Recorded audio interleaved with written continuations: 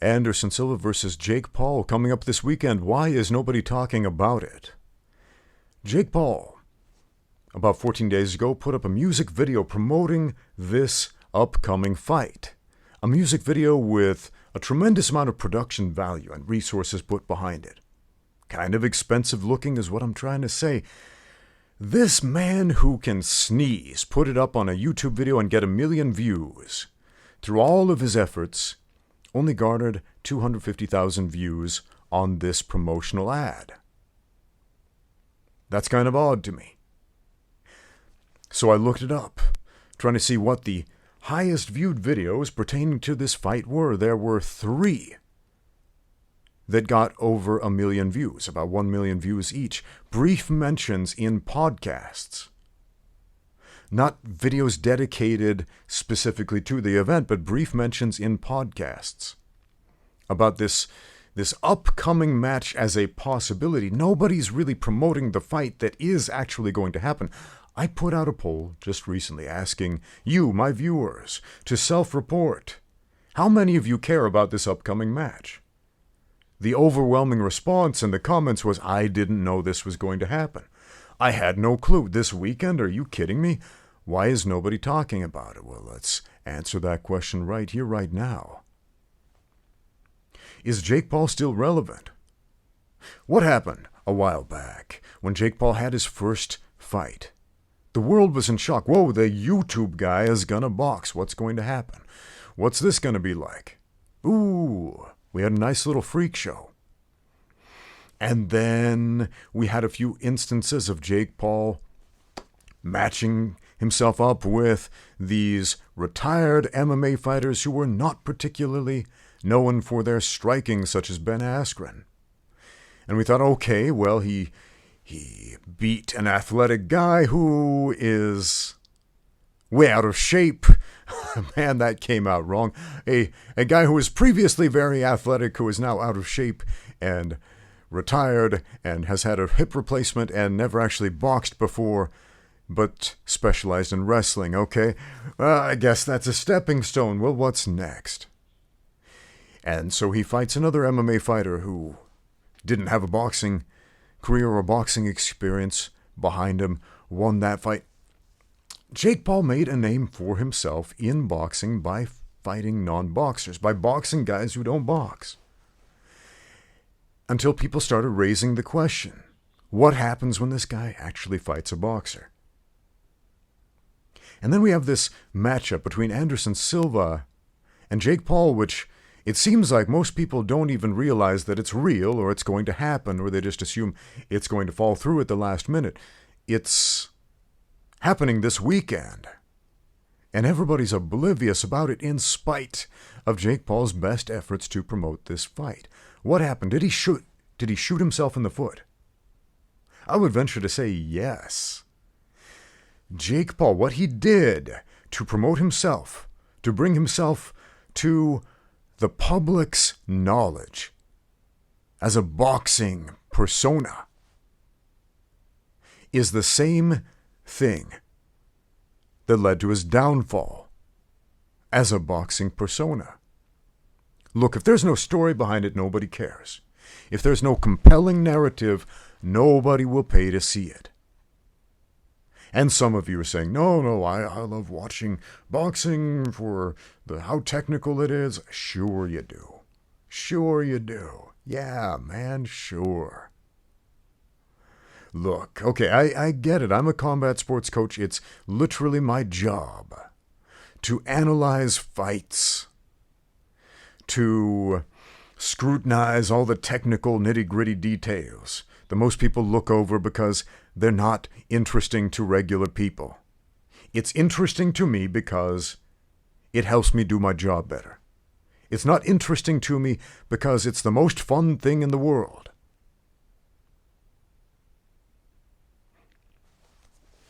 So if you're looking for a pay-per-view or to buy a ticket to a live event, you are not going to do that solely out of academic interest.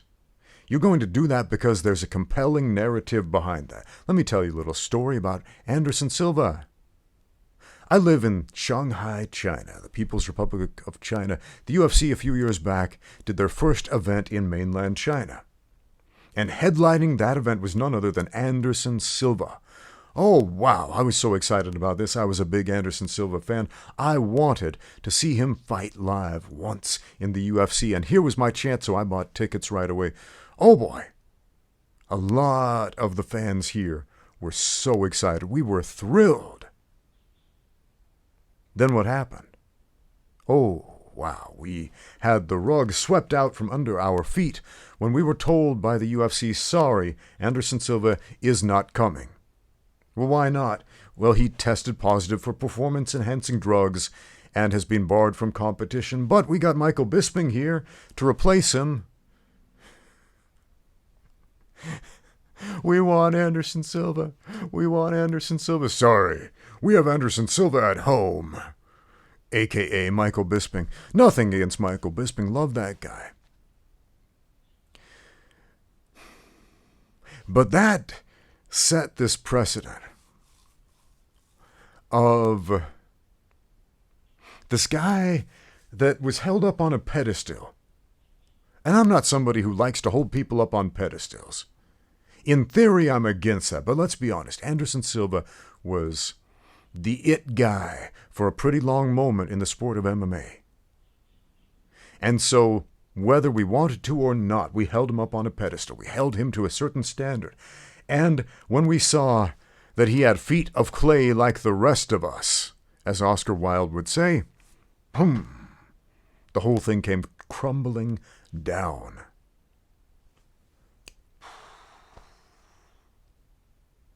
That was disillusioning. That made me stop caring like I used to care.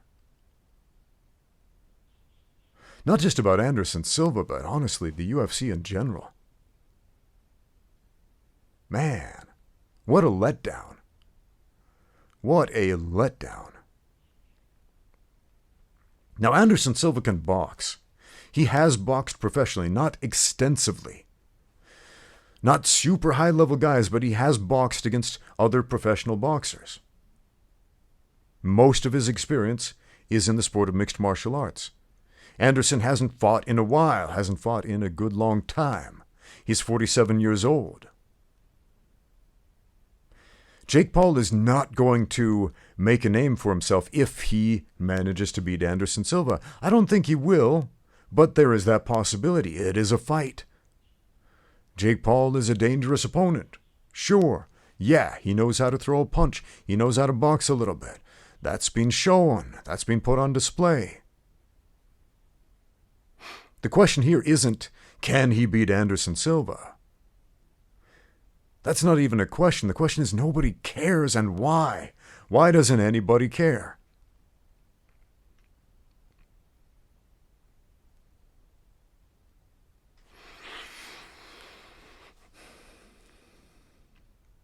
Because we think we've seen this match already. Even though Anderson is a significantly better striker than anybody that Jake Paul has faced by leaps and bounds. The casuals don't know that. They just think, oh, he's another one of those former UFC guys. He's retired. He's old. Who cares? We've seen that fight already. That's what people are thinking. There's nothing really exciting or compelling here. There's no story behind it. The story is Jake Paul wants to stay relevant in the public conscious. He wants to sell tickets. He wants to make some money. He wants to have some time in the spotlight. That's understandable. Who doesn't? Who doesn't? Can you fault him for that? No. But that's not a good story. There's no plot. There's no antagonist. There's no protagonist. There's no hero's arc. There's no redemption. There's no climax. There's no aftermath. There's no prologue. It's a business transaction, and a boring one at that. If Anderson Silva wins, which a lot of us who Well, I shouldn't say a lot, because a lot of people don't even know about this fight, which the few of us in the know of this fight think is probably going to happen. It seems like a pretty likely thing to happen. Who's going to care? We're going to say, well, that's what we thought would happen. Oh, well. So that win isn't going to generate any hype, but a loss will. A loss for Jake Paul will generate some hype. That will bring attention to him. That may actually bring relevance. This may be a stroke of genius in a way. Because what Jake Paul's fans, and what fight fans in general have been asking for a while is, hey, Jake Paul, box a boxer. Box an actual boxer. Here's the problem with that.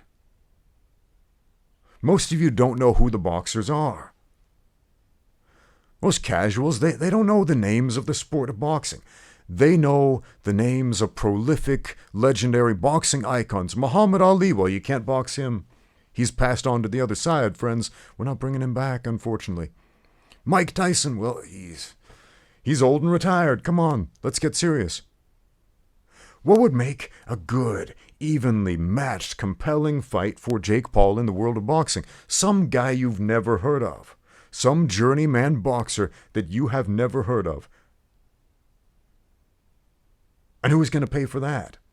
Jake Paul versus a journeyman boxer with a name you've never heard of. That doesn't sell tickets. That doesn't generate hype. Apparently Anderson Silva doesn't either.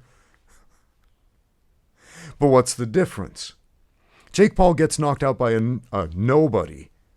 I shouldn't say a nobody, but a journeyman boxer who's pretty good at the sport of boxing, an evenly matched fight against Jake Paul. But this no-name guy knocks him out. Suddenly, he's knocked into irrelevance. People will say, you got beat by a nobody.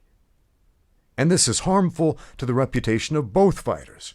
Harmful to the nobody, because now people are saying he's a nobody. You're just some schmuck who knocked out the YouTube kid, who wasn't man enough to fight real boxers. Who wants to live with that? Even if it has a good payday. I had some fights that had some decent paydays, which is why I took them, but they were bad long-term investments.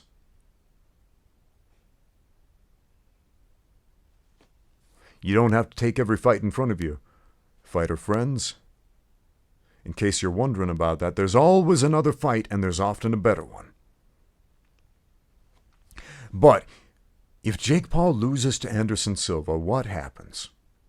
He gets beat by a somebody, and then we also get to have that conversation. Jake Paul lost. Now what?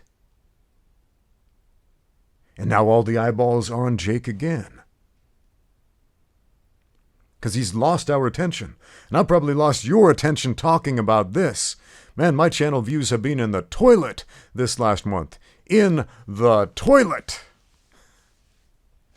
And I was hesitant to make this video because apparently people care about it so little, and the YouTube algorithm robots don't even want you to know about it. So the fact that I'm talking about this is essentially shadow banning me from YouTube effectively now.